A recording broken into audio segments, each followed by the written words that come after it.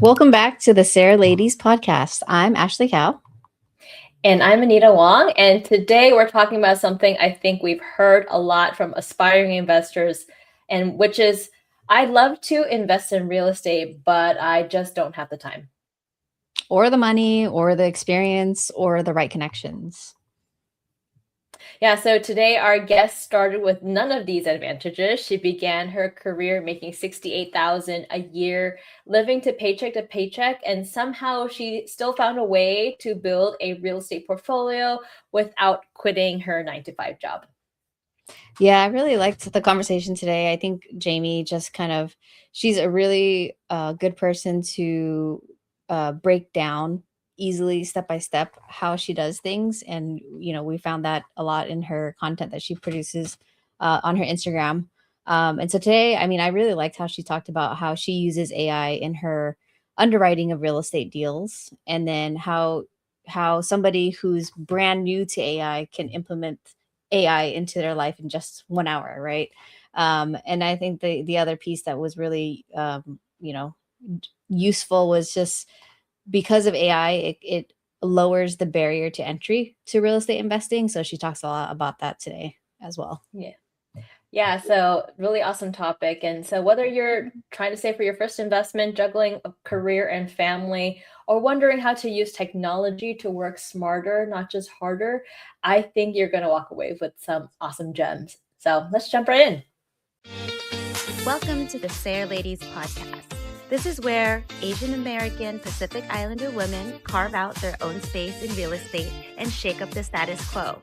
Join your hosts, Anita Wong and Ashley Cow, as they dive deep into bold strategies, personal growth, and everything it takes to own it. From building wealth to boosting confidence. Let's jump in. Hey there, everyone, and welcome back to the SARE Ladies Podcast. I'm super excited to have Jamie Kuang be joining us today. So, hi, Jamie, good to have you. Thanks for having me, Anita and Ash. Yes, I'm super excited because this is a topic that is near and dear to the heart. And, I just wanted, because I think that everyone should be buying back their time, especially from the realm of real estate. And especially now with AI, I feel like everything is really changing. And I feel like buying back your time is sort of like the number one thing that we should be doing with all the tools that we have in hand. So before we jump in, though, we'd like to do some rapid fire questions to get to know you a little bit. So, just answer on the top of your head, and yeah, let's go. Let's go. What is one app you absolutely cannot live without? Right now, it's Claude, but specifically Claude Cowork. Okay. What's the weirdest or funny thing you've ever asked AI? Yeah, this question. It wasn't more so what I asked AI, but it was more so the response that I got. So my neighbor actually backed into my parked car the other day and left a scratch. And he finally got the note that I left and texted me back.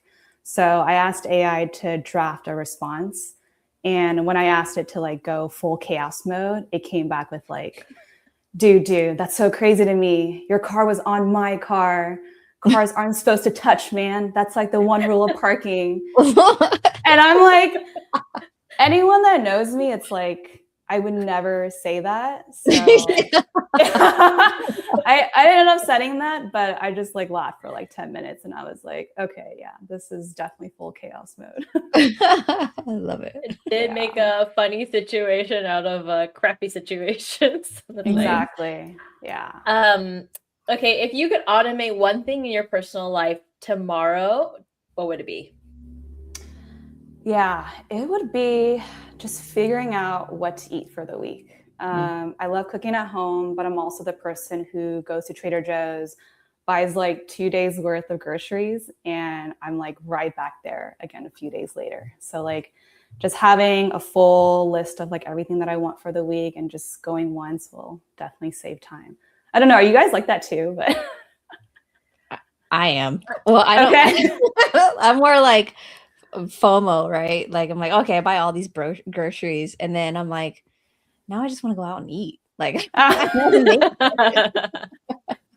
I feel like I buy things like as they look fresh, like I feel like if I just have a list, I was like, no, I want to, have like a really nice like bouquet of, kale or something like that. Or something, like a shopping list can't tell you. So, and then I just tell, AI to make some recipes out of the stuff I have. Oh, that's smart. Okay, cool. So you buy like what's fresh and then you ask AI to like, that's cool. okay. Yes, a little bit of a crapshoot on what you get on the other end, but like you generally stick to the same, like, markets. I think you kind of get the same. So yeah. Yes. Nice. Yeah. Okay. So complete the sentence. Buying back my time means.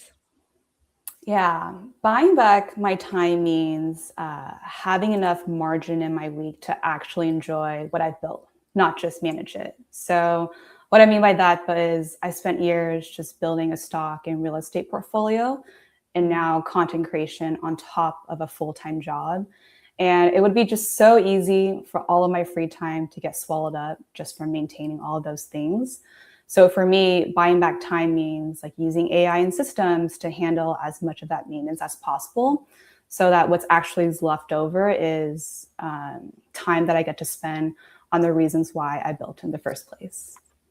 Yeah, I love that. And also, you were fairly recently married, and so you had a lot of stuff going on. So you had to plan a whole wedding and also new house and stuff like that as well, right? On top of the fact that you guys were, also doing things long distance for a while too. So there was a lot of that, right? Yeah. Yeah. Yeah. And so just walk us back a little bit, about how you got to, maybe your 9-to-5 job, how you found the passion for that, and why real estate. Yeah, so I currently work in finance for a tech company in the Bay Area. Crazy to think it's been about 8 years now. But the moment that I knew I had to change something was realizing when I was in the office just 5 days a week, and that this would be my life until 65 years old, unless I changed how I was spending my money. So I was making about $68,000 right out of college and saving whatever I could. Then back in 2020, I bought my first condo with my boyfriend at that time, and we'd been only dating for 3 months, but the numbers worked, so we signed together. And at that time, buying a home is a scary purchase, but knowing the numbers and actually understanding how to underwrite that deal is what gave me the confidence to sign. And once the cash flow started coming in, we bought another one and then another, from like short-term rentals to mid-term rentals. And we're actually closing another one this month. But honestly, most investors, especially first-time investors, don't know how to read a P&L. And my first underwriting template was also really scrappy. So that's why I started my content creation channel, Underwriting Jams. I wanted to give people that same confidence that I found through simple math education and AI tools that make the numbers feel a lot less intimidating. Yeah, I love your content. It's super fun, super relatable, and I think it's also just like finance is kind of a dry topic, and so you kind of make it really super fun and easy to understand. Yeah, and so you so I guess so now how big is your portfolio and how much time do you dedicate to that? Yeah. How big is my portfolio? It's so big that she does not remember. No. So let's just say that. I know. I was like, well, what do I share? I also want to know how you made the decision to buy something after known somebody for 3 months. Yeah, I can go a little bit more into that. So no surprise, but that boyfriend is now my husband, thankfully.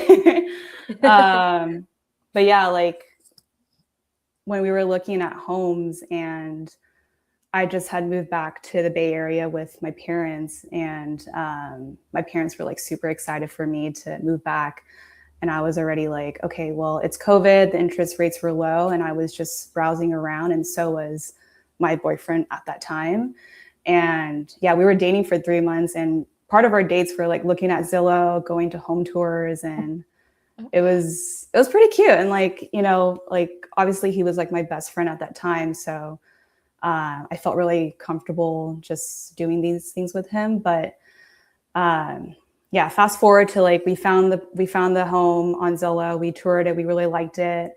I built my scrappy underwriting template from all the knowledge that I had in like my 2 years of corporate. And I showed it to him and I was like, hey, I think this property cash flows. Like we could probably make like $300 a month in like 5 years in appreciation, 3 years, 3% a year. This is how much we could get. And he was just like, oh my gosh, like we got to buy this. So we put in an offer, we got the home. And then I was like, shoot, I got to tell my parents. And I told my parents the day of, and they were like, you need to invite him to our house right now. Like he needs to come home for dinner tomorrow. And then I told him that I was like, hey, like, if you want me to buy this house with you, like you got to come over for dinner. So yeah, it was, I think like looking back as like, you know, I'm not a parent yet, but if I were to be a parent, I'd be like, what the heck? My daughter's crazy. Like, I don't care how good this guy is. Like, why are they buying a home together 3 months into a relationship? I mean, as you guys, like, you know, parents, soon to be parent, like, did I do the right thing? I don't know. The question is, did it put him in the fast lane to being your husband? That's true. Yeah, exactly. Like, I think like, my dad was like saying like, this is a long-term commitment. And I was like, yeah, 30-year commitment. And they were like, no, like it's going to be, you know, like you buy it. It's kind of like, yeah. So it was, yeah. But I would say like going back to it, it was the numbers that made us really buy the home. It's like, oh, we can cash flow from this. It was like a 2% interest rate. Like it just made the most sense, like logically. So, yeah. That's funny. I feel like you guys were like definitely a special breed. You're like, just look at the numbers and we're able to make the jump. And like, you know, almost like the other stuff is like kind of like, yeah, the numbers work. So it kind of, you know, negates the other things. You know? So, I know, right? Yeah. I was like, you know, if we end up breaking up, like it's okay. Like it's all on the contract. We'll figure it out. We'll figure it out. Yeah. Interesting. Okay. So when you were first starting out, what did buying back your time mean to you? And has that changed your career, your investments at all? Yeah. So the reason I buy back time hasn't changed. It's always been about having more time for the family, for myself, and for doing the things that I actually love doing. But what's changed is how I do it. So early on, you know, it was like investing in like index funds, stocks that I believed in, real estate. And I still carry that on till today. But what's different now is that I've added AI into the mix to automate all the mundane stuff. I don't know if you guys do this, but before I used to have like admin Saturdays where I just spend like the entire Saturday before just going through like admin work because you just don't have enough time from like Monday to Friday with like your corporate job. But now, you know, once you learn how to add in Claude to your daily task and teach it how you work, you basically have like an on-demand VA that's like available 24 hours a day and knows everything about you. Yeah. I definitely, I did have a VA in the past and then decided, you know, when AI came about, I actually didn't really need him anymore. And I think I was realizing that because like my VA was using AI to answer all of my questions. Oh my God. Yeah. And so it was a big shift. Was that the case for you? Do you still use VAs now, or are you kind of just strictly in AI now? Yeah, we still have VAs, but the work has shifted. So instead of like doing like maybe like the bookkeeping work, it's like maybe I'll have them do like something different. But one of the things that we have a VA do is a lot of the editing work. So I think that's one thing Claude isn't really good at. It can do like the simple things, but adding like your, oh shoot, is that me? No, that was me. Sorry. Okay, my bad. I was like, what's that mean? My bad. But yeah, adding like your personal flair and like all those like popping sounds, like he I don't think Claude's there yet. But Oh, yeah. yeah. Okay, so then what is one of the biggest excuse that young professionals have for not investing, and does AI remove that excuse? Yeah, I feel like I've heard a lot of excuses, but one of like the biggest excuses that does come up a lot is like, I don't know how.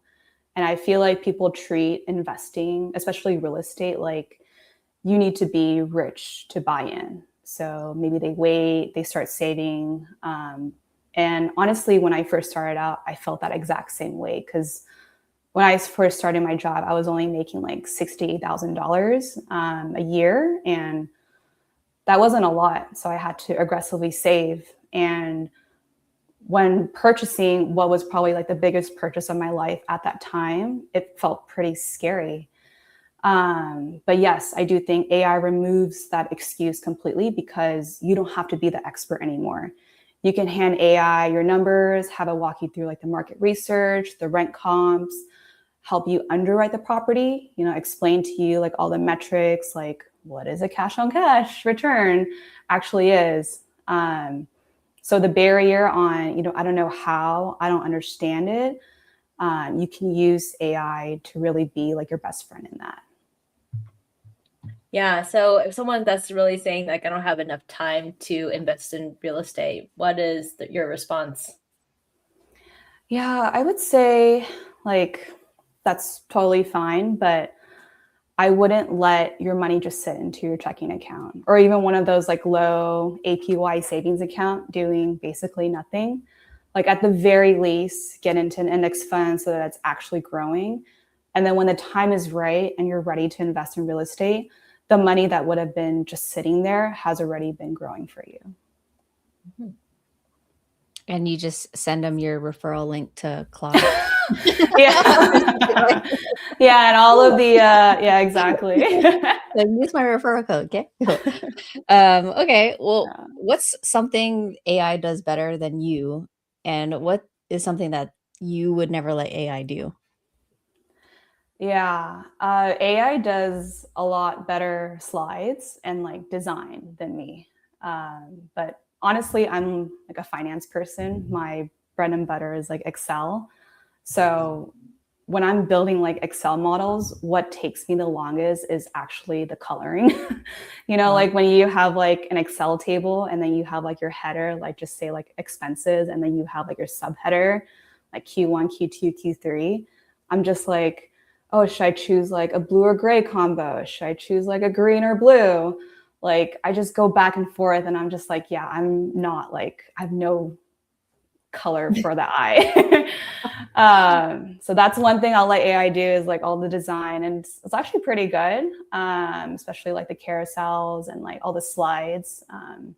But one thing I'll never let AI do is control my entire laptop or run my life for me. I love how it helps with productivity and helps me think through decisions, but I want to be the one making the final call. I treat AI as like my second brain, not my replacement. Yeah, I always I've said this before, but like it's like AI should be your co-pilot, not your autopilot, right? And Yeah, so that's like good. That's good. and yeah, I always have like that fear of and I know people buy like a secondary computer to run, AI on, so that you kind of compartmentalize data and whatever it is. And I would imagine you probably wouldn't let I just saw this recently. I think it was ChatGPT, where it's like, oh, you can connect your bank account to Oh, ChatGPT or something. I was like, oh, that sounds scary. yeah. I don't know if I would do that. But yeah, so I agree with you. Yeah, I would. Yeah, I also noticed like a lot of people getting like the Mac Minis. Yeah. And I think that's like the better way, because you're letting it control like another basically like laptop.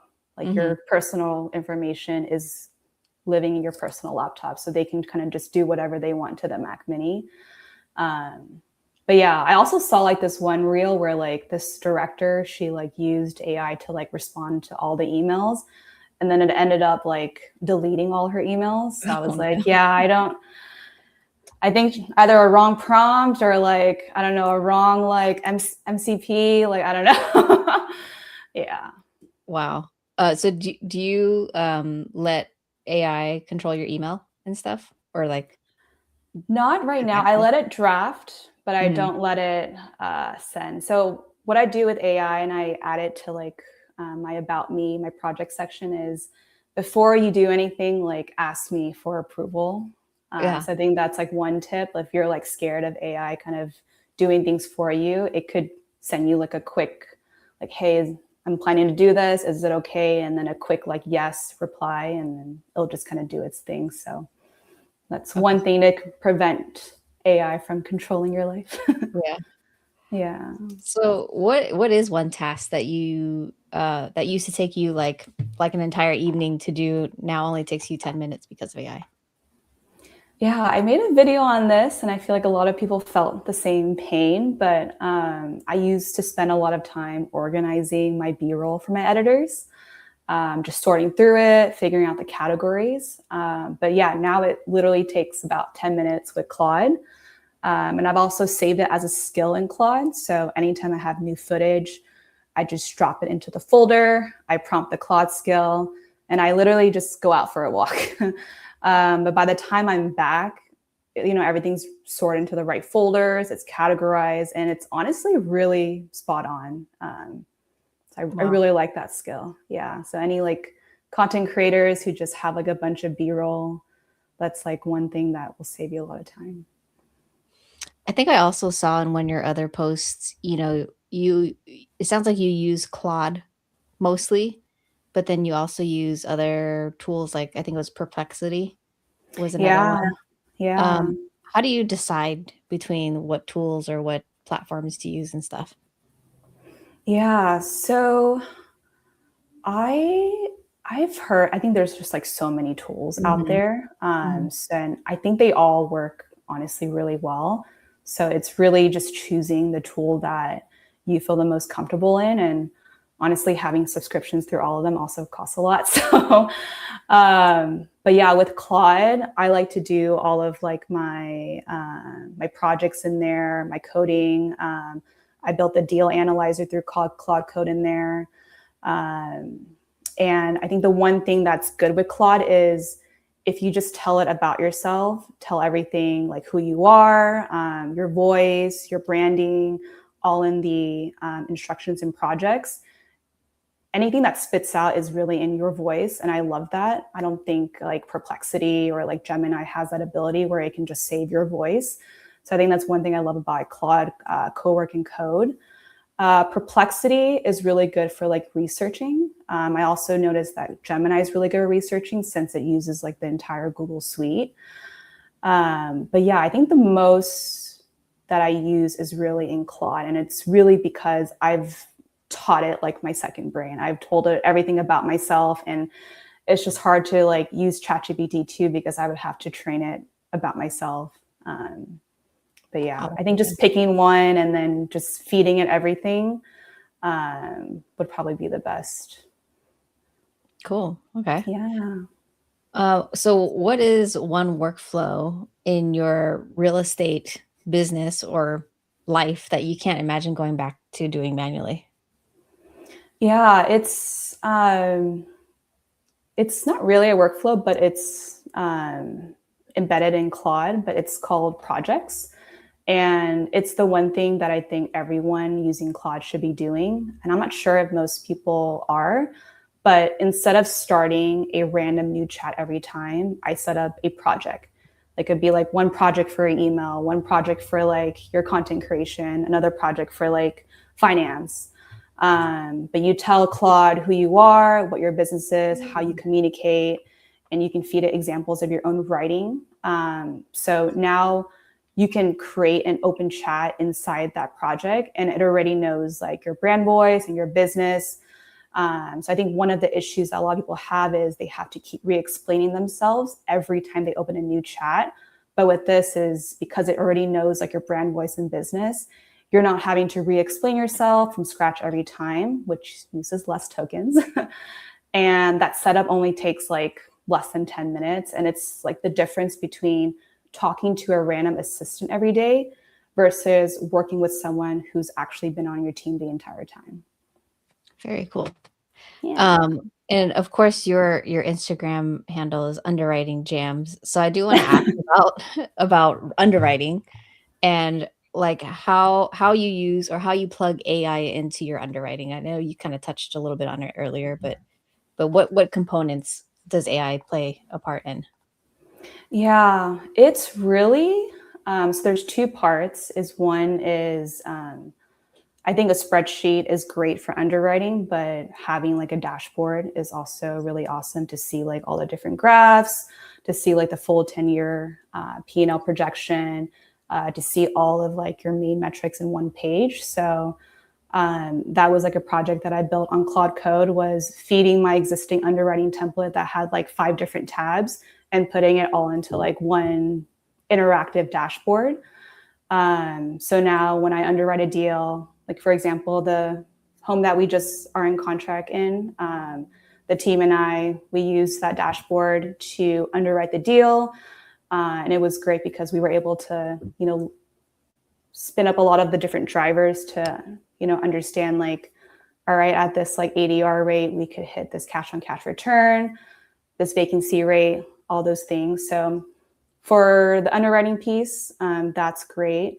But then feeding it the actual data is also really time consuming. It's like, I'm sure you guys know, like, you're researching like the market comps, you're researching, what a typical ADR is for that neighborhood. And I think with Perplexity, that's really great because you can just ask it like, hey, I want to know about the market comps in like Fremont, California. And I think what it spit me out was like 10 different like comparable comps. What were the rents like? What's the bed and bath? All of the different inputs that you need. So instead of like looking through like Zillow or Redfin, you can just prompt into like Perplexity or Claude, and then it will actually give you a really, really clean example. Do you ever find that there's discrepancy in there? Like do you like trust but verify type of thing when it comes to the data that it pulls for you? Yeah. So our strategy with real estate is focusing on one market. So we've been investing a lot in Texas. So the good thing is that we already have existing homes in Texas. So if someone were to tell me that this home could get me like $1,000 ADR, I'd be like, yeah, I don't think so. Right. Especially not in like Texas. So far it hasn't. I feel like it's been pretty good because it actually pulls like actual resources, and it tells you like, hey, this is where I'm getting the source from, whether it's like, Zillow, Redfin, or from like this website. I don't think AI has made up a lot of things yet, but yeah, that little like text on the bottom, like, hey, verify everything before you trust it with AI. Like, Gotcha. Cool. Okay. I guess I haven't used Claude too much. I've used Perplexity and I'm just starting to use Claude. And I'm kind of discovering the same thing. Like Perplexity is very good with like research and that type of thing. And then they have like, I think it's Perplexity Computer where they can do, it's like your agent type of thing. And so can you just explain for people who don't know, like you mentioned Claude Cowork and then Claude Code. And so like, what are the differences and what's the usage or the function of each? Yeah, I would say Claude Cowork could actually do a lot of things that Claude Code could do now. I think it's been very, like it's, when they first released Claude Cowork versus now, a lot of the capabilities are very similar. I think if you don't know how to code, maybe Cowork is the better way to go. Because with Claude Code, you need to maybe go to your terminal, enter a lot of like Python codes, etc. So Claude Cowork would be a lot more user-friendly if you didn't know how to code. But I think the output is pretty much the same. I haven't tried building apps or anything in Claude Cowork. I think Claude Code is good at that. But if you wanted to build like interactive dashboards or maybe like slides, I think Cowork could be really good with that. So overall, I think we're trying to build an app, maybe Claude Code, maybe like a game Claude Code. But if you're trying to build like all the other stuff that isn't like that, it's probably Cowork could do all of that for you. So that's like your dashboards that you were mentioning for your underwriting and all that stuff. Yeah, dashboards. If you're building like marketing materials, I think a website, maybe Claude Code would be better for that. So yeah, I think there's a lot to try out. Yeah, cool. Awesome. Yeah. All right. Well, I think a lot of people are still trying to get into the AI space and kind of leverage that for their business or their life and stuff. So if someone listening right now had just like an hour this weekend to start using AI, what would you tell them to use AI for first? Yeah. So when I first started using AI, I actually kept a lot of notes in the Notes app on my phone, where I just listed out all of the manual things that I did, whether that's like, logging in receipts, bookkeeping, drafting follow-up emails, meal planning, or like organizing my B-roll. So I would say if you only got an hour this weekend, I'd really start there. Like open up your Notes app, write down every manual thing that's eating up your time, and then just pick one. And then I would just start prompting Claude Cowork and see what it can do for you. Cool. Love it. All right. Well, Jamie, I really appreciate the time today. I think you gave us a lot of really good gems on what we can use AI for, especially for real estate investors. So if somebody wants to get to know you more or have questions, how can people get in touch with you? Yeah, you guys can DM me or follow me on my Instagram. It's underwriting jams. And cool. Yeah. And I will say, I like consuming your content because I think you mentioned it earlier. You simplify the complicated stuff, right? Where it's like, if you are new to real estate investing, and you're like, I don't know what the hell I'm thinking, or like what it is or anything like that, you simplify it in such an easy to digest way. And so I like it because for the real estate investing side, but more so for the AI side. That's why we wanted to have this conversation today, because I'm still trying to wrap my head around AI. And I think you give us like really actionable things through your posts on how to implement AI. So thank you today for coming and talking with us. Thank you guys for having me. This is awesome. Cool. So if this episode resonated, share it with a friend and leave us a review. It will help us reach more people. So we'll see you next time on the SARE Ladies Podcast. Bye. Yay. Thank you. Thanks for tuning in to this episode of the SARE Ladies Podcast. If you enjoyed the conversation, make sure to follow, share, and leave us a review. It helps more women in real estate find this community. And don't forget to connect with us at sareladies.com for more resources, stories, and support on your investing journey. Until next time, keep building, keep learning, and keep breaking barriers.